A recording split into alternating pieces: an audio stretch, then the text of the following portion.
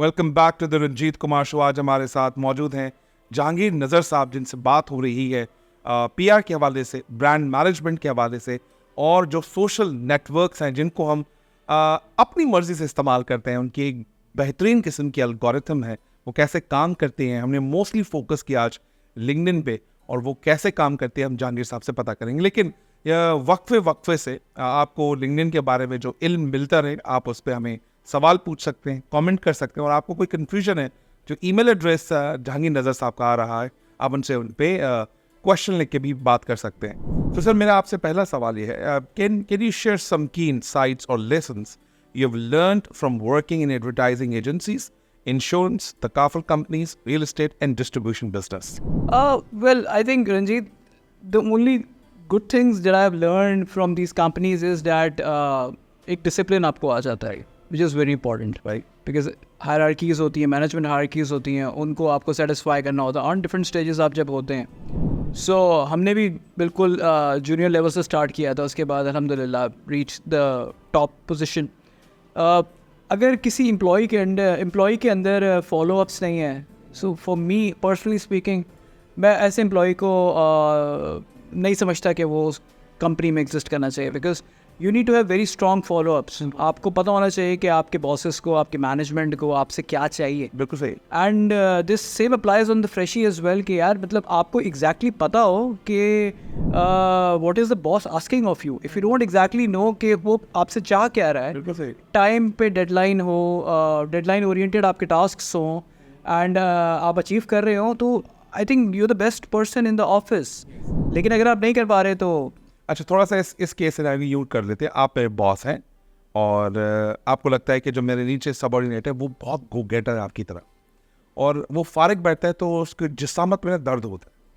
वो काम करता है तो बहुत खुश होता है, वो कहता है work is motivation for me, work is energy for me. मैं फारिग बैठता हूँ, ख़त्म हो जाता हूँ। लेकिन बहुत सारे लोग हमारे पास ऐसे हैं जिनको फरागत चाहिए।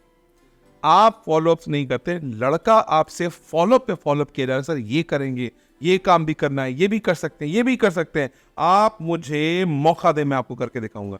मतलब वो समझ ले जकूटा एम्प्लॉई है, जकूटा किस्म का employee.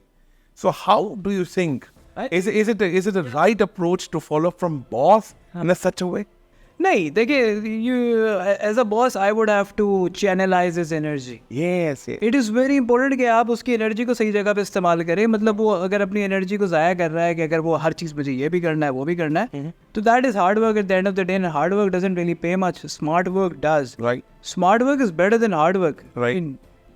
That's a no brainer, I believe, because जो बंदा बहुत ज़्यादा मोटिवेटेड है, तो हो सकता है कि वो एक डांट खाने से आपकी मोटिवेशन उसकी ख़त्म भी हो जाए। एब्सोल्युटली ऐसा होता है। मैंने हाई एनर्जेटिक को अपना करियर ख़राब करते हुए देखा है कि मैं इतना काम कर सकता हूँ, मेरा बॉस मुझे काम करने पे डांटता है। मैं ऐसा एम्प्लॉई हूँ जो काम करने की सज़ा खा रहा है। कुछ लोग तो ऐसे जो काम ना करते फिर भी उनको कुछ नहीं होता।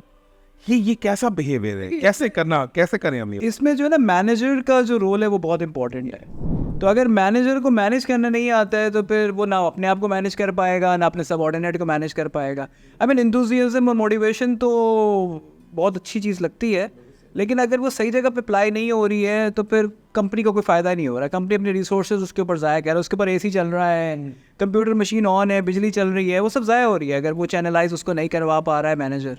सो यहाँ पे मैनेजर का रोल ज़रा थोड़ा क्या एट्रीब्यूट्स होते हैं, क्या एटिकेट्स हैं to have some followups? Because आपके लिए तो फॉलोअप्स है, सामने वाले के लिए बहुत ऐसा प्रेशर है। मैं आपको एक बात बताऊं कि मुझे कहता है कि रंजीत को काम दो, ये तुम्हारा जीना हराम नहीं कर देगा, ये तुम्हारा आने वाला कल भी हराम कर देगा, ये इतने फॉलोअप्स लेगा। मैं उनसे पूछा, सर आप बताएं कि आप चाहते हैं हम आपको रिमाइंडर्स दें, फॉलोअप्स लें? तो मोस्टली मैं क्या करता हूँ, सबसे पहले एक बात को मैं 4 प्लेटफॉर्म से कहता हूँ। पहले ईमेल हो गई, उसके बाद वही बात मैं व्हाट्सएप पे लिखता हूँ, वही बात मैं व्हाट्सएप पे बोलता हूँ, वही बात उसके सबऑर्डिनेट को बता गया। तो मैंने कहा जब आपके बॉस फ्री हो तो मेरी पीले कलर की पर्ची है वो मैं रख के आया हूँ, सर आप मुझे बता दीजिए। अच्छा, ये उन लोगों के साथ करता हूँ जो काम को टेकन फॉर ग्रांटेड लेते हैं, जो स्ट्रॉन्ग फॉलोअप, स्ट्रॉन्ग काम करने वाले उनको तंग नहीं करता। ये फॉलोअप का गेम प्रेशराइज तो नहीं कर रहा, या फॉलोअप वाला जो गेम है कहीं एक नेगेटिव इमेज तो बिल्ड नहीं कर रहा। इसके बारे में थोड़ा बताएं, बिकॉज आपने ना मेरी नफ्स पकड़ लिए फॉलोअप वाली, इसलिए मैं चाहता हूँ देखिए फॉलोअप से मुराद ये नहीं है कि आप अपने बॉस को हर 10 मिनट बाद जाके कहेंगे सर ये मैंने कर लिया है, या ये होने वाला है, या हो चुका है, या जो भी। फॉलोअप का मुराद ये है कि आप I mean in a very formal way आप उसको डॉक्यूमेंट करें, कि आप बता दें कि this has been done, drop an email and just tell your boss और योर मैनेजमेंट और व्हाटएवर इट इज़ कि this has been done. So once they go back and check here whether or not you have done it, you have some formal documentation ready and in hand to tell them कि देखें I did it and I stand vindicated, so nobody can blame me. So this is very important from my perspective. And आप कहते हैं always plan B must be ready. मैंने Arnold Schwarzenegger की video देखी, आपने भी देखी होगी वीडियो, तो उसमें वो कहते हैं कि there always should be a one plan, that's plan A. For example अगर आपके पास प्लान बी होगा तो इसका मतलब आपका चाहे या ना चाहे आपका फोकस डाइवर्ट होगा कि ए नहीं हुआ तो बी कर लूंगा। So it means 100% shattered some of the percentage. For example आप 90% ए कर रहे हैं तो 10% आपका ख्याल वहाँ जा रहा है। So it means it shatters the energy that you are going to put in a plan which should be 100%. Now it's not 100%. लेकिन आप कहते हैं प्लान बी रेडी रहना चाहिए। उनकी अपनी स्टोरी होगी why you want us to have a plan B for situation. Because plan B is important because आपको negotiate करना पड़ता है कभी कभार। नेगोशिएशन जो है वो मैनेजमेंट की एक बहुत इंपॉर्टेंट सब्जेक्ट है, उसके अंडर में आता है, इनफैक्ट करिकुलम के अंदर भी होता है इवन मास्टर्स और बैचलर्स में। नेगोशिएट आप उसी वक्त करते हैं जब आपको पता हो कि आप थोड़ा दें और थोड़ा ले की पॉलिसी पे चल सकते हैं। आई एग्री विद यू कि 100% पर आपकी कॉन्सेंट्रेशन नहीं होती प्लान बी अगर आपके पास Yes. लेकिन आर्नल्ड की जो मूवी है वो आर्नल्ड तक ही कामयाब रहेगी। हम आर्नल्ड नहीं हैं, Yes. तो हम यहाँ के पाकिस्तानी हैं, हमारे पास प्लान बी प्लान सी तैयार होना चाहिए। आपको कुछ पता नहीं होता कि कभी भी आपका पत्ता घूम सकता है या उलट सकता है। So I think उसका फॉर्मूला सब पे इम्प्लीमेंट नहीं हो सकता। नहीं, सब पे नहीं। But for you, plan B must be ready. अगर plan A doesn't work, we should have a plan B to survive or to go through all the things. And last question again of this segment is, आप कहते हैं team work makes the dream work. लेकिन मैंने ये सुना है जो team work है मतलब आपके too many cook spoils the whole meal, जो आपकी रेसिपी है ख़राब कर देते हैं। और मैंने और बहुत सारी जगहों पे देखा है कि अगर आप बहुत सारे लोग एक ऑप्शन ओपिनियन को लेकर बैठे तो पता नहीं किसका मूड कैसा हो, वो क्या सोच रहा हो, उसको डिस्ट्रॉय कर देते हैं। मेजॉरिटी ऑफ टाइम जब भी मैं काम करता हूँ मैंने कहा democracy is the best policy. I always communicate among the team and among the cross functional the categories. मैं अपना कोई प्लान, अच्छा मेरा जो काम है वो इस तरह से कि I can't repeat the same task every day. I want something new. तो नए प्रोजेक्ट्स लाना, नए प्रोडक्ट्स बनाना, फिर मैं उनसे बात करता था। सो उन 12-15 प्रोडक्ट्स में से कोई एक आधा प्रोडक्ट निकला, बाकी 14-15 प्रोडक्ट्स इसलिए आगे नहीं बढ़ पाए, साहब बिजी हैं, उसके पास टाइम नहीं है। यार ऐसा नहीं हो सकता, इंडस्ट्री में ऐसा चल रहा है। तो मुझे कभी कभी लगता है be a Virat Kohli of your team, play for the country and hit your hard, focus होना चाहिए। मैं बेहतर कर रहा हूँ, ऑफकोर्स रिजल्ट आ जाएगा। तो मुझे कभी कभी लगता है team work is just a wastage of time. But you have mentioned teamwork makes a dream work. I want your opinion. देखिए अगेन एग्जाम्पल आपकी सही है, बिल्कुल ठीक है, आई एग्री विद यू। लेकिन टीम वर्क का हरगिज़ मतलब ये नहीं है कि आप अपने साइलों में जाके आपको असाइन कर दिया गया है सब कुछ, ऐसा नहीं है। देखिए फर्स्ट करें हम 4 की टीम है, बिल्कुल सही, ठीक है, उसमें सबकी अपनी अपनी स्ट्रेंथ्स हैं, बिल्कुल सही। सो अगर एक बंदा जो है वो डॉक्यूमेंटेशन में अच्छा है, एक बंदा जो है वो ओरेटर अच्छा है, Yes. एक बंदा वो एनालिसिस में अच्छा है, Yes. तो आप उसको असाइन कर सकते हैं। So it's important to compartmentalize उनको कर दे, आप उससे आपका आसानी हो जाएगी। सो टीम वर्क मेरे हिसाब से ये है कि आप स्ट्रेंथ्स के ऊपर खेलें। लाइक अगर एक बॉलर है आप उसको 1 डाउन नहीं भेज सकते हैं, आपको उसको नंबर 11 पे ही भेजना होगा।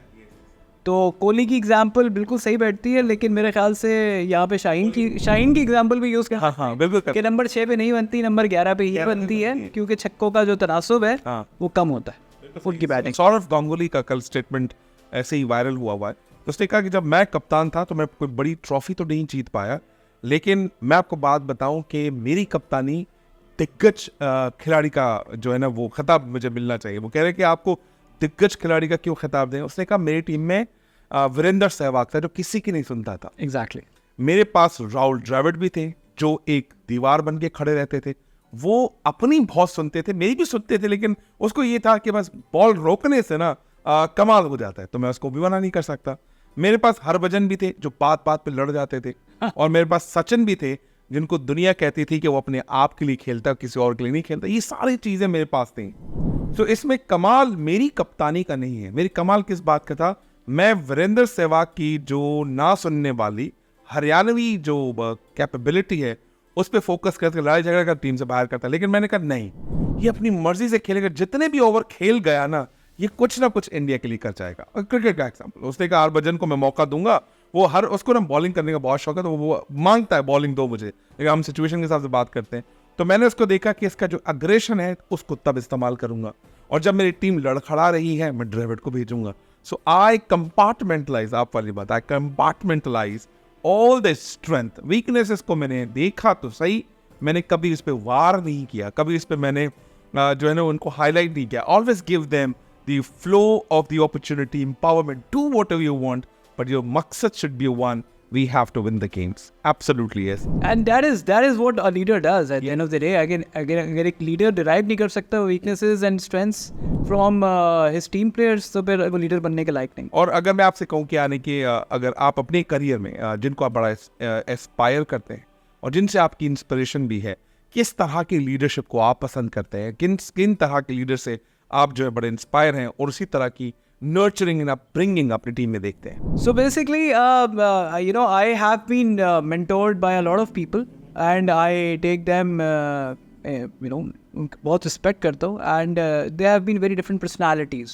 Some have been very friendly in their demeanor because I believe कि वो दोस्ती में काम निकलवा लेते हैं, कि दोस्ती में ही काम हो जाता है। कुछ ऐसे हैं जो ऑटोक्रेटिक हैं, लेकिन perhaps society उनको नहीं मानती कि यार ये this is the way to get the work done, but they get the work done at the end of the day, which is brilliant.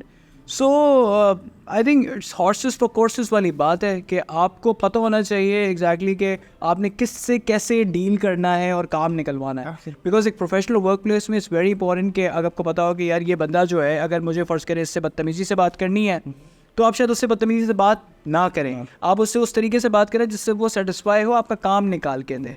लेकिन अगर आपको लगता है कि किसी से थोड़ा स्टर्न होना है तो आप डेफिनेटली उसके साथ स्टर्न हो।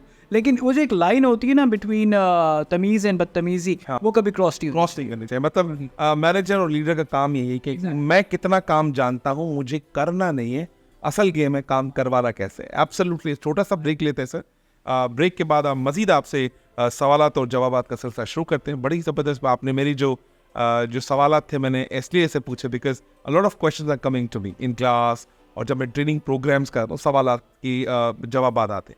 सो people like you are already in the big industry, वो एक वैलिडेशन हो जाती है कि हम इस नज़रिए से भी चीज़ों को देख सकते हैं। तो वो कहते हैं कि आपका नज़र का इलाज है, नज़रिए का इलाज नहीं है। एक बार थोड़ी सी नज़र बदल दीजिए, आपका नज़रिया खुद ब खुद बदल जाएगा। तो ये I think we are working the same, कि हम लोगों की नज़र को जो है वो थोड़ी बदल रहे हैं ताकि उनकी नज़रिए को थोड़ा बहुत चेंज करने का मौका मिले। Thank you very much. छोटा सा ब्रेक लेते हैं, ब्रेक के बाद दोबारा आपसे बात। Thank you.